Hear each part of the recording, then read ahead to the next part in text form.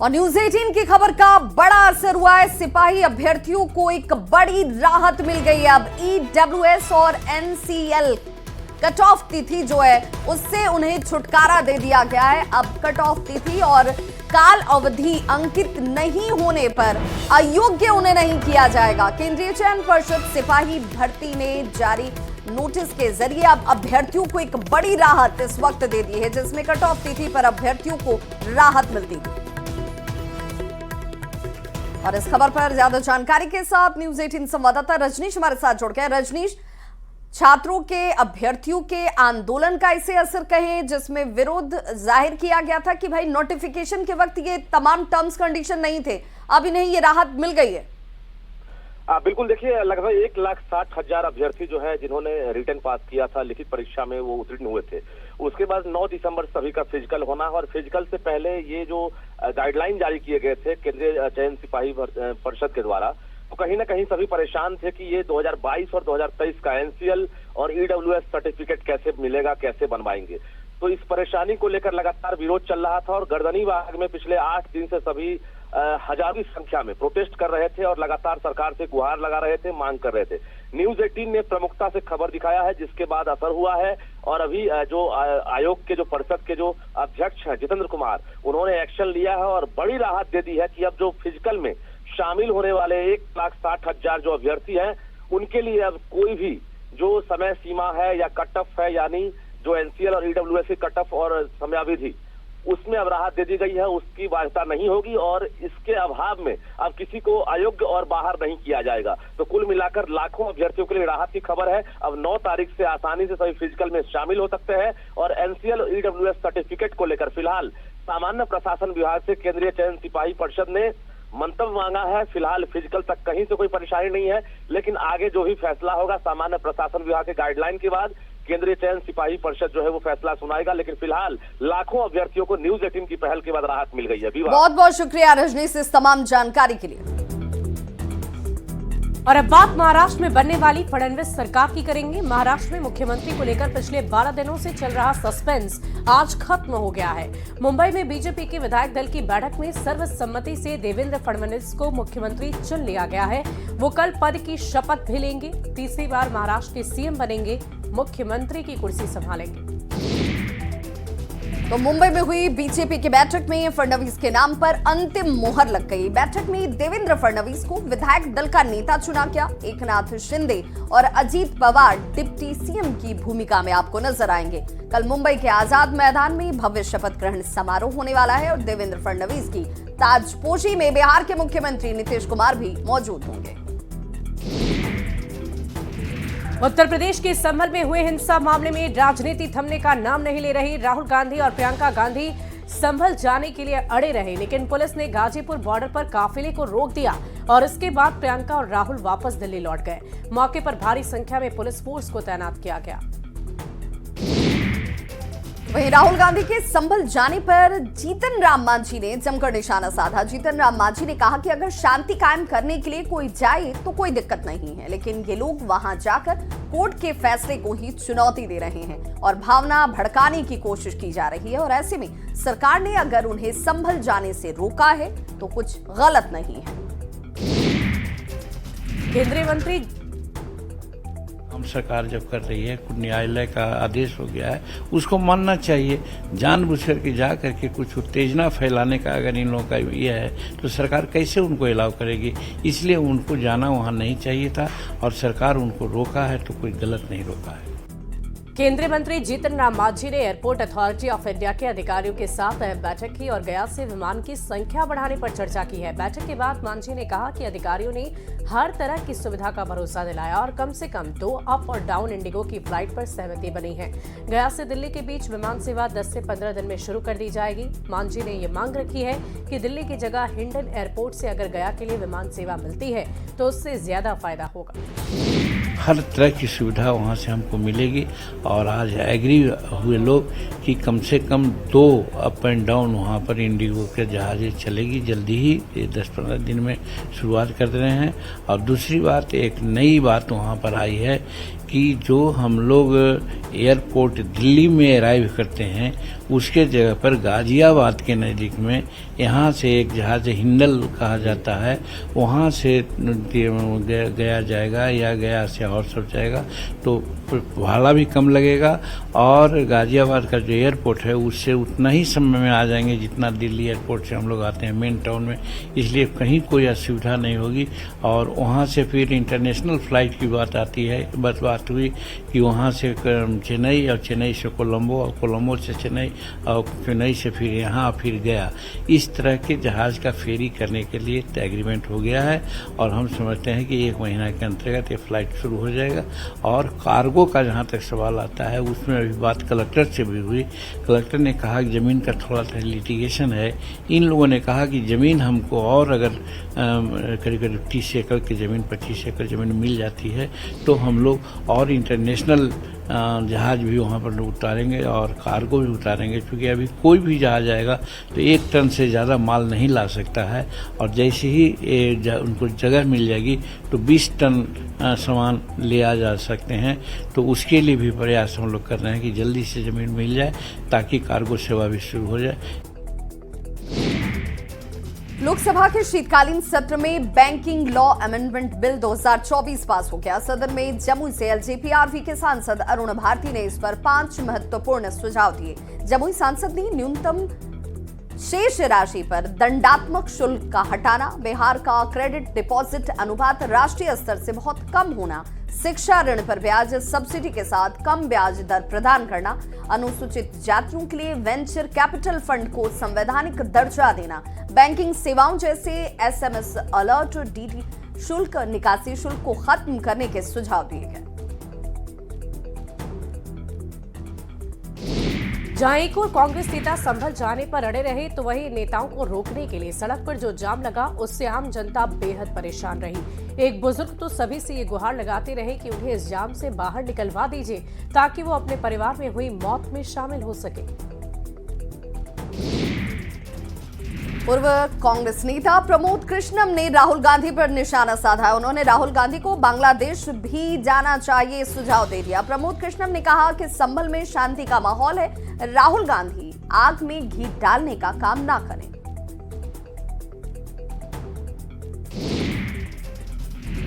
संभल हिंसा से जुड़ी इस वक्त की बड़ी खबर आ रही है। जेल में आरोपियों से मुलाकात मामले में जेलर और डिप्टी जेलर को सस्पेंड कर दिया गया है।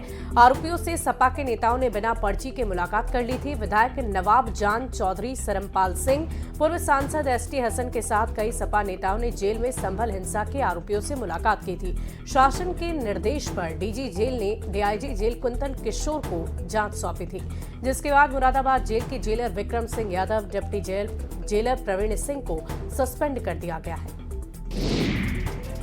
ग्रेटर नोएडा में महापंचायत का ऐलान किया गया है, जिसके बाद से किसानों के पहुंचने का सिलसिला लगातार जारी है। किसान टेंट लेकर पहुंच रहे हैं। गिरफ्तार हुए किसानों के विरोध में यह महापंचायत बुलाई गई है। 0 पॉइंट ग्रेटर नोएडा में यह महापंचायत होगी। अगली खबर अलीगढ़ से है, जहां नोएडा जाने के लिए निकले किसान नेता राकेश टिकैत को पुलिस ने हिरासत में ले लिया। यमुना एक्सप्रेसवे से पुलिस ने राकेश टिकैत को हिरासत में लिया। टप्पल में बीकेयू के उपाध्यक्ष के घर राकेश टिकैत ठहरे हुए थे। हिरासत में लेने के दौरान पुलिस और राकेश टिकैत के बीच नोकझोंक भी हुई। मौके पर डीएम, एसएसपी, एसपी ग्रामीण भी पहुंचे। दिल्ली गाजीपुर बॉर्डर पर जाम के दौरान मारपीट हुई, जिसका वीडियो भी सामने आ चुका है। दरअसल नेता प्रतिपक्ष राहुल गांधी के संभल दौरे के ऐलान के बाद से दिल्ली और यूपी के गाजीपुर बॉर्डर पर सुरक्षा को बढ़ा दिया गया था। सड़क पर बैरिकेडिंग की वजह से सुबह से ही जाम की स्थिति थी। ऑफिस जाने वाले लोगों को खासी परेशानी का सामना करना पड़ा।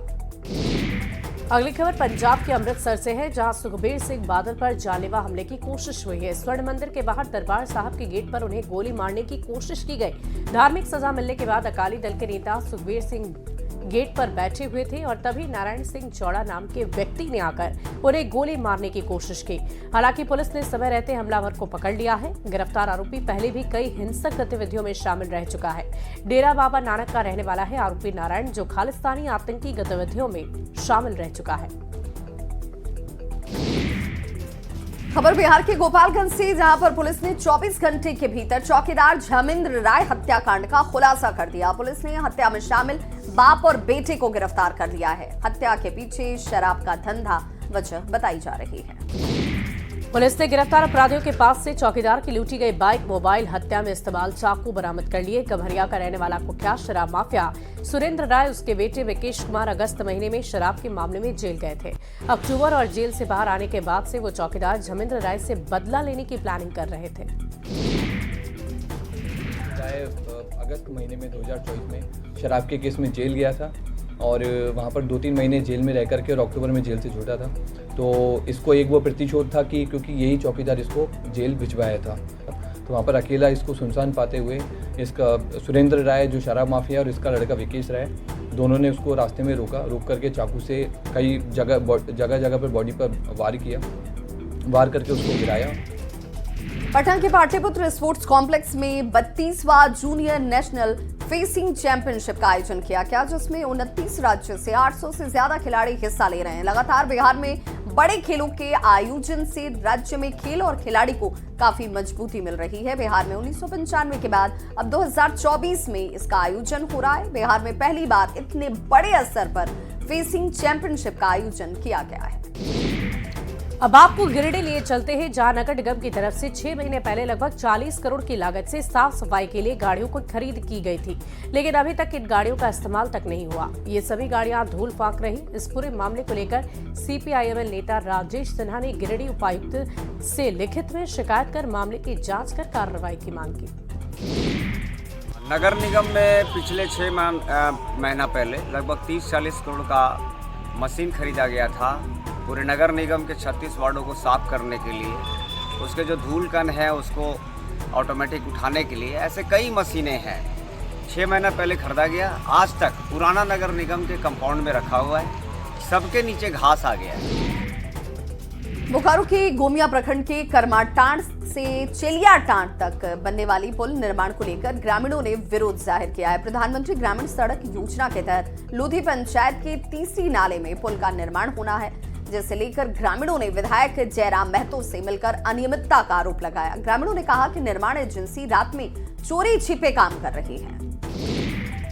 गुमला के चैनपुर प्रखंड के खपराटोली गांव में आज भी लोग विकास की राह को देख रहे हैं। जुआ का पानी पीकर लोग जीवन यापन कर रहे हैं। गांव में नल जल योजना के तहत सोलर जल मीनार तो लगा हुआ है, लेकिन इसमें आज तक पानी ही नहीं आया, जिस कारण आज भी यहां रहने वाले लोग जुआ के दूषित पानी को पीने को विवश हो गए हैं। जिला प्रशासन की पहुंच आज भी गाँव से कोसों दूर है।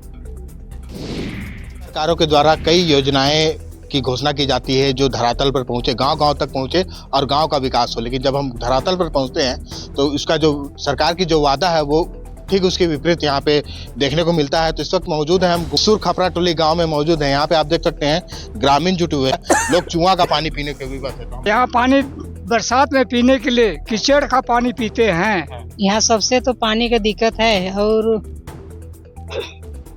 एक है कि कोई स्कीम तिस्कीम भी नहीं देता है, बहुत मुश्किल से 2-3 आदमी को देता है। हम लोग का तो है असुर लोग हैं, हम लोग का रहने के लिए चाहे पानी वानी पीने के लिए दिक्कत होता है। 2 दिन के कचरा पानी पीते हैं। यहाँ पे असुर जनजाति के लोग रहते हैं, लेकिन यहाँ पे जो सरकार की जो योजना मिलनी चाहिए उसकी स्थिति जो जानेंगे तो जीरो यहाँ पे मिलेगा। ग्राउंड जीरो पर हम आपको रिपोर्टिंग दिखा रहे हैं, लेकिन स्थिति जस के तस है। लोग आज भी दाढ़ी चुआ का पानी पीने को मजबूर है। बीमार होने का आशंका रहता है, कई लोग बीमार भी पड़ते हैं, आने जाने का कोई साधन नहीं है। तमाम जो सुविधाएं मिलने चाहिए ये गांव पूरी सुविधाओं से कटा हुआ है। रुपेश कुमार भगत, न्यूज़ 18 गुमला। नशे के सौदागरों ने सिमडेगा को नशे का कॉरिडोर बना दिया है। ओडिशा से सिमडेगा के रास्ते गांजे की खेप लगातार बिहार और नेपाल तक पहुंचाई जा रही है। इन नशे के कारोबारियों पर अंकुश लगाने के लिए पुलिस प्रशासन भी एक्शन मूड में है। नशा तस्करों के खिलाफ छापेमारी अभियान चलाई जा रही है। सिमडेगा पुलिस ने वाहन चेकिंग के दौरान यात्री बस से एक तस्कर को गिरफ्तार किया। इन तस्करों के पास से भारी मात्रा में गांजा बरामद हुआ है। हम लोगों ने यहाँ छापामारी किया जा रहा है और अभी तक इतने करीब आज ये 8वां सीजन है हम लोग का, तो उसे तो एक तरह का पुलिस की सफलता माना है। उड़ीसा पुलिस के साथ में हम लोग समन्वय स्थापित किए हुए और इसी दौरान वहाँ भी करीब राउरकेला बस स्टैंड में बीच में कुछ गांजा उंजा की सीजर हुई थी। लेकिन हो सके कि सीजर वाले बस स्टैंड के अलावे कहीं अन्यत्र बस स्टैंड बस खोलने के बाद रास्ते में चढ़ते होंगे, इस कारण से वहाँ पता नहीं चल पा रहा है। और इसी बीच राजधानी रांची से एक बड़ी खबर का रुख करेंगे। लालजी हिरजी रोड स्थित दुकान में भीषण आग लग गई है। आग पर काबू पाने की कोशिशें लगातार जारी है।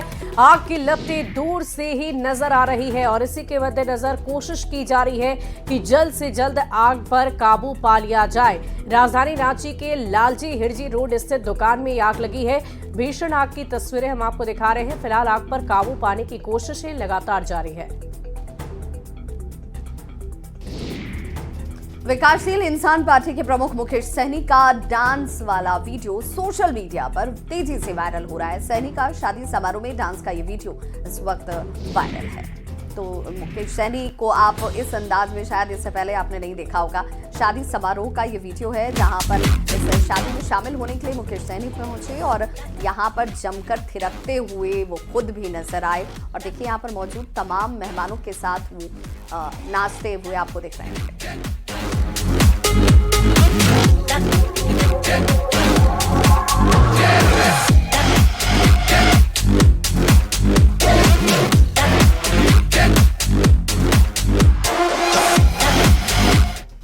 और योग गुरु बाबा रामदेव का भी एक वीडियो इन दिनों सोशल मीडिया पर खूब वायरल हो रहा है, जिसमें बाबा रामदेव गधी का दूध निकाल कर पी रहे हैं। बाबा रामदेव ने गधी का दूध पीने के बाद इसे गाय और भैंस के दूध से ज्यादा ताकत वाला बताया और ये कहा कि ये एक सुपर कॉस्मेटिक है जिससे बढ़ती उम्र के लक्षणों को कम किया जा सकता है और इससे सेहत को कई तरह के फायदे मिलते हैं।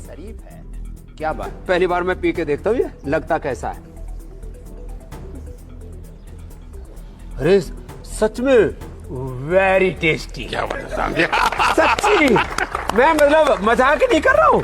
मतलब मैंने भाई गाय का, भैंस का, भेड़ बकरियों का सबका दूध पी रखा, ऊँटनी का भी पी रखा है। ये तो सच में भाई गजब का है भाई। ये कहते हैं डाइजेशन के लिए बहुत अच्छा होता है। स्वामी जी इसके अंदर से एलर्जी होती है ना, उनको ये दूध पिला सकते हैं भाई। कम से कम 500 रुपए से 1000 रुपए लीटर में बेचियो।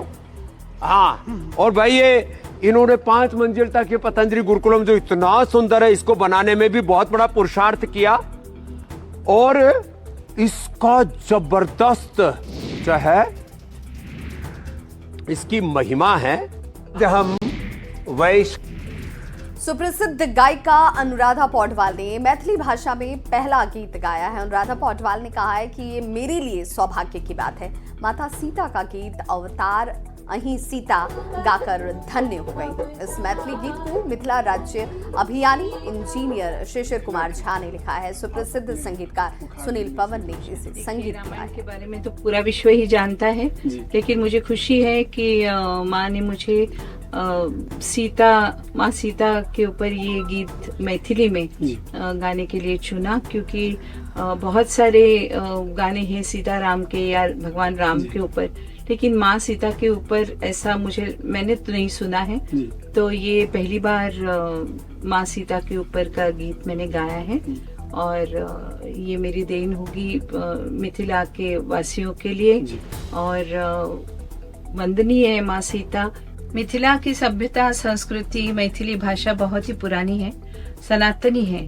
जनक के मिथिला राज में ही माँ सीता अवतरित हुई थी। मिथिला के सर्वांगीण विकास में मिथिला राज्य मील का पत्थर साबित होगा।